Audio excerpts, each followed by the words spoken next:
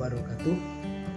Bismillahirrahmanirrahim. Alhamdulillahirabbil alamin.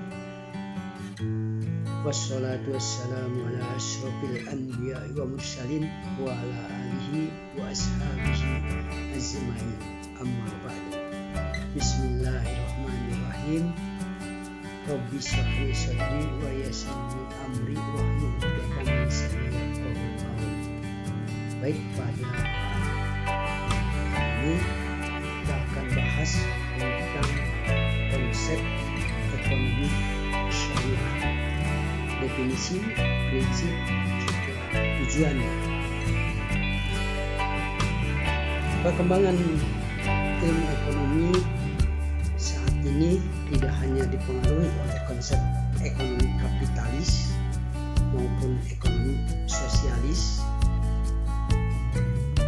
Terdapat juga beberapa konsep yang turut menjadi sumbangsih terhadap perkembangan ilmu ekonomi saat ini. Salah satunya adalah ekonomi syariah. Dilansir dari buku pengantar ekonomi Islam tahun 2019 karya Jaharuddin dan Bambang Sutrisno, ekonomi syariah merupakan penerapan dari konsep-konsep Al-Quran dan Al-Hadis, baik langsung maupun tidak langsung dalam kegiatan ekonomi. Paradigma utama dalam ekonomi syariah ini bersumber dari Al-Quran dan Al-Hadis. Dari dua sumber tersebut tentu tidak bisa diparalelkan dengan prinsip ekonomi kapitalis maupun ekonomi sosialis. Ekonomi syariah itu bersifat sebagai ekonomi rabbani dan insani. Dikatakan sebagai ekonomi rabbani karena syarat dengan arahan dan nilai ilahiyah. Sementara itu, ekonomi syariah dikatakan juga sebagai ekonomi insani karena ekonomi ini dilaksanakan dengan tujuan untuk kemakmuran manusia. Selain dua sifat dasar tersebut, ekonomi syariah juga memiliki sifat lain yang tidak kalah pentingnya, dan ini merupakan ruhnya, yaitu keimanan kepada Allah Subhanahu wa Ta'ala. Keimanan merupakan komponen penting dalam ekonomi syariah karena secara langsung akan mempengaruhi cara pandang dalam membentuk kepribadian, perilaku, gaya hidup, selera, juga tentang preferensi manusia pada umumnya, di mana manusia harus bersikap rahmatan lil alamin terhadap manusia, sumber daya maupun lingkungannya.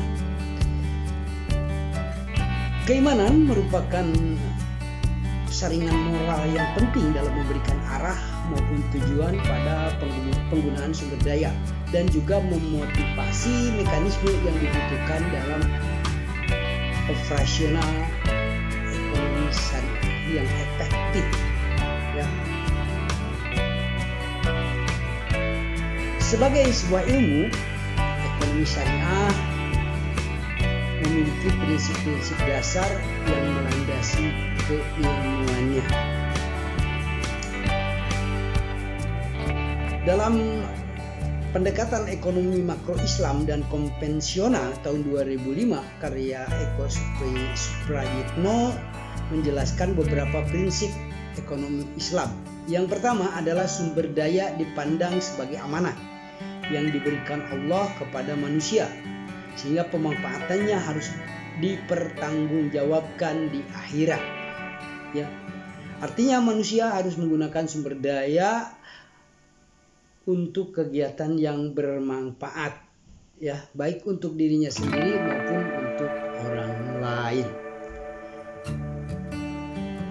Kepemilikan pribadi tetap diakui, namun dalam batas-batas tertentu, yang berkaitan dengan kepentingan masyarakat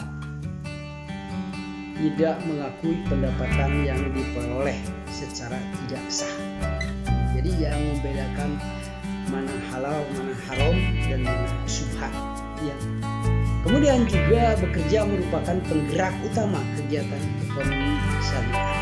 Islam menganjurkan manusia untuk bekerja dan berjuang mendapatkan materi dengan berbagai cara, asalkan tetap mengikuti aturan yang telah ditetapkan dalam Islam, tentu berlandaskan kepada Al-Quran dan hadis. Kepemilikan kekayaan juga tidak boleh dimiliki oleh hanya segelintir orang. Sebagai makhluk sosial, setiap orang harus berperan sebagai kapital produktif, ya, yang akan meningkatkan besaran produk nasional dengan meningkatkan kesejahteraan masyarakat pada umumnya. Nah, dalam hal ini Islam menjamin kepemilikan masyarakat serta penggunaannya disalurkan melalui kepentingan orang banyak.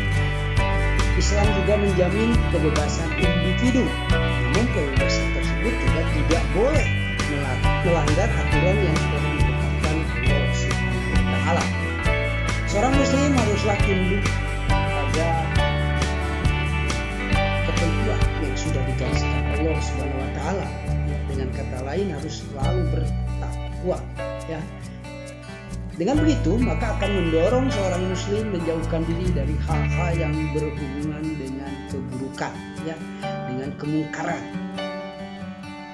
Zakat juga wajib dibayarkan atas kekayaan bagi yang telah memenuhi batas atau nisab. Nah, zakat ini sebagai alat distribusi sebagian kekayaan orang yang ditujukan untuk orang miskin dan juga mereka yang membutuhkannya, ya. Islam juga melarang berbagai macam bentuk riba, ya. Islam juga memperkenankan negara untuk mengatur masalah perekonomian. Nah, tujuan daripada ekonomi syariah dalam Pengantar Ekonomi Islam 2009 karya Muhammad Hidayat dijelaskan bahwa tujuan dari ekonomi syariah yaitu kesejahteraan ekonomi dalam rangka meningkatkan norma moral Islam, ya. Kemudian juga persaudaraan dan keadilan secara umum, ya, universal. Kemudian adanya distribusi pendapatan dan kekayaan yang merata dan berkeadilan, ya. Di mana kebebasan individu dikaitkan dengan kemaslahatan sosial.